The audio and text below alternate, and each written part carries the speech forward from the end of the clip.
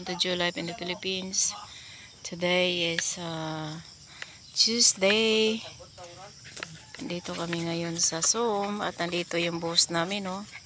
Excited siya na nakarating dito ngayon. Yan. Ha? Enjoy? Asa man ni mo punta? Ha?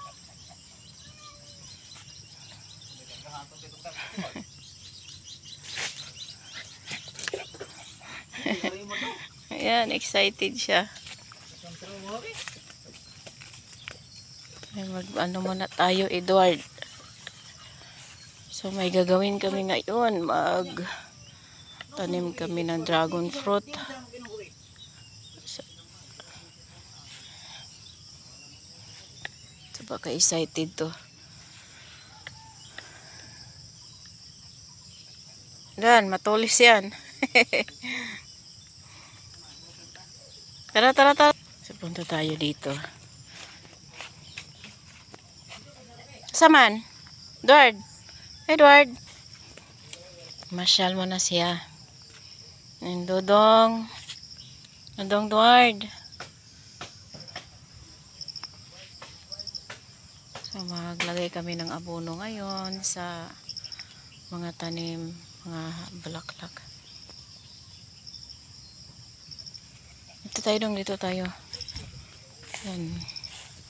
Nagsibol na naman yung bulaklak nila ngayon. Nilagay ko lang to dito sila para maano sila.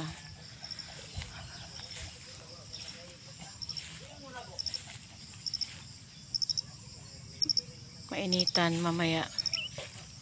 Ito may ang haba na niya.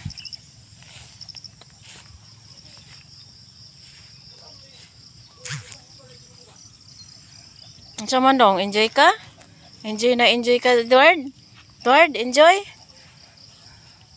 Talagang ano siya, yung ikot na ikot siya, oh. Gusto na to niya sumama dito, eh. Wala lang kaming masakyan na kuan. Kaya nagdala kami na ngayon ng tricycle. Excited!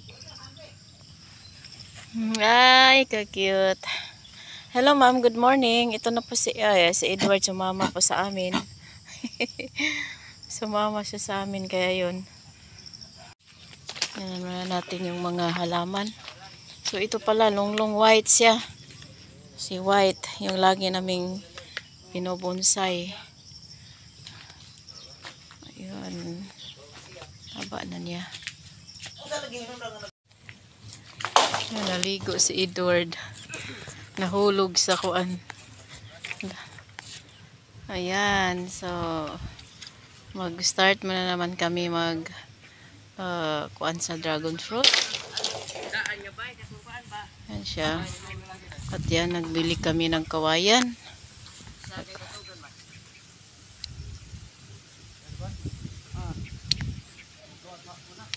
Mga kawayan.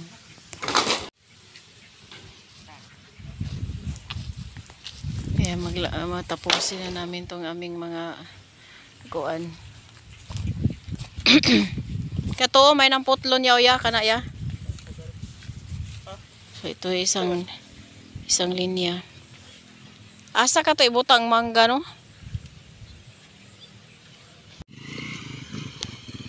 Dami pala.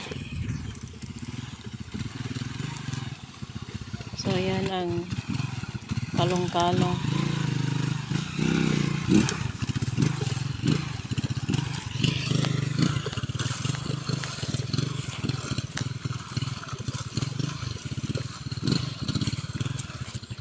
Dord, ari dong, naibunga dong kwaon dong. Kaya to ang i-blender.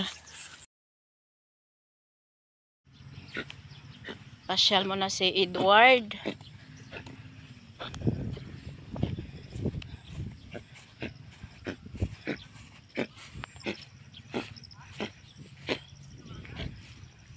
Saba, oy?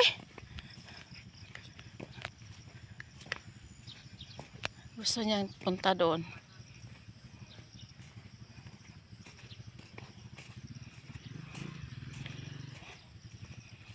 Sama na ilang giikuan. Punta tayo sa rice field muna. Okay, malaki na yung mga palay.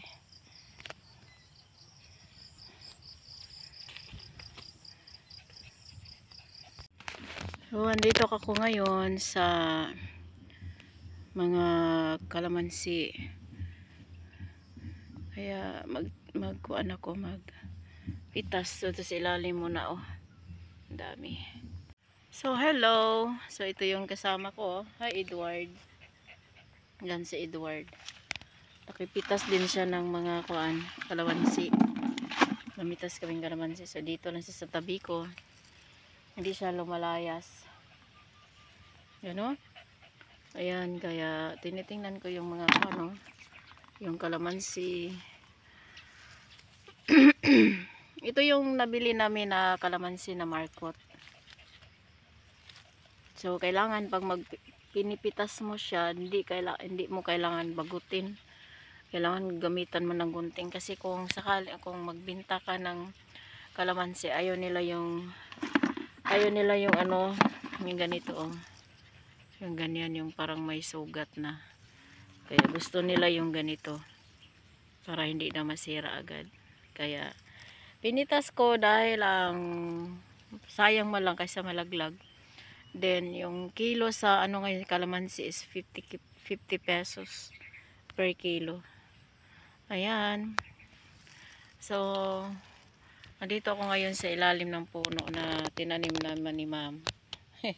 Ito yung tawag na dakit. So yan, nagkabilis niya maglaki. And then continue muna tayo magtanim, magpitas. So ganun lang dito sa sa SOM. Tahimik ang buhay at masaya dahil nakikita mo na yung mga tanim mo, yung mga halaman. At thank you po pala Ma'am Elsa, thank you po Ma'am sa pagtitiwala mo sa amin. At ito na po yung kalamansi mo na tinanim mo natin dati. Kailan lang nabuhay sila. Ito yung sobra sa init. Kasi madami akong binili dati, siguro mga 15 kapuno, 15. Kaya ang nangyari, siya, ilan lang sila na puno na buhay. Pero at least meron. So, tingnan natin. Umpisa na natin So, dito na naman tayo sa pangalawang puno.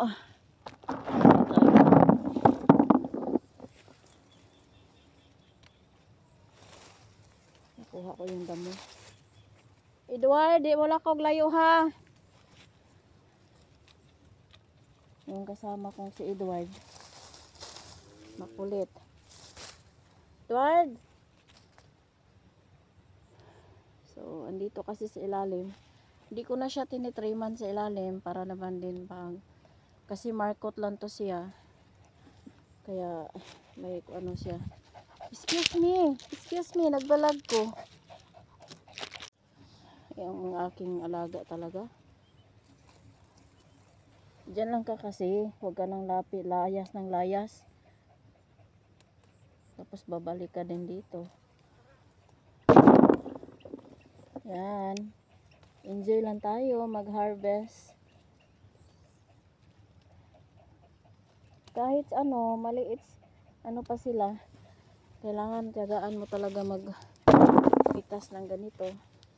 Dati kasi meron kaming meron kaming kalamansi sa bukid. Napaka dami. Tapos ang ginawa, may nag-order. Ginakuan lang nila, ginabagot lang nila.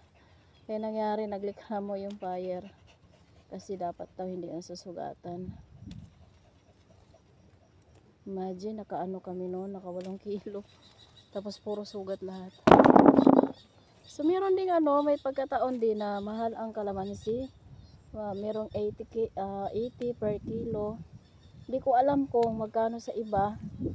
ibang lugar, pero dito sa amin 50 lang ang kilo. Nagkinukuha sa palengke.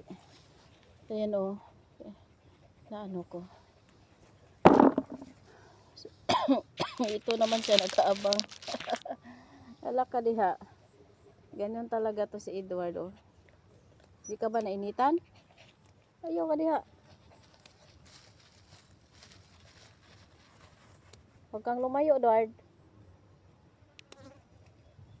Ayan ang ano namin. Ang ano ko ngayon, trabaho ko. Excuse me, namitas ako ng kuan.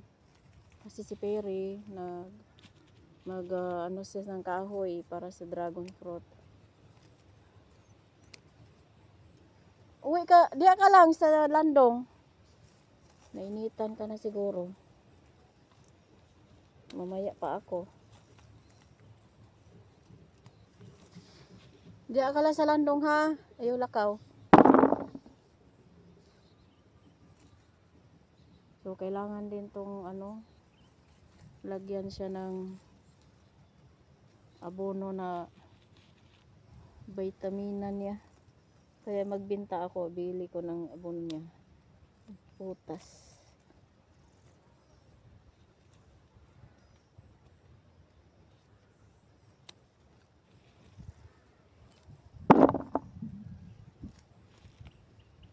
Ito tayo sa kabila. Nauna ko kasing malalim. Ayan siya. Pwede naman siya pag pag ginipitas mo, ikot mo lang. Ikutin mo para wala siyang di siya susugat. Lumipat siya doon. Lumipat siya. Nainitan ka talaga. So yan na ang aming kalamansi. So di pa ako tapos mag-harvest. So sa baba. Hanggang dito. Yun o. Yan. Sa loob. Yan siya. Gunting kasing ginagamit ko. Ayan.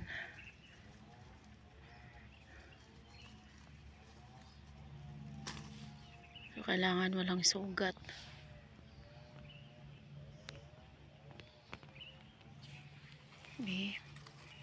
Cute niya tingnan.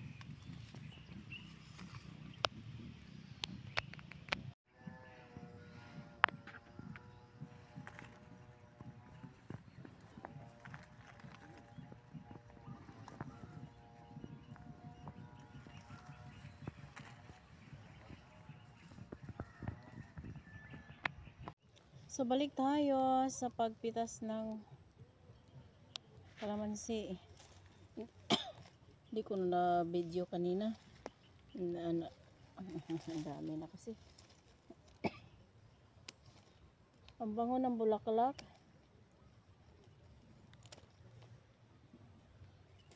Ginugupit ko lang siya para hindi siya masira.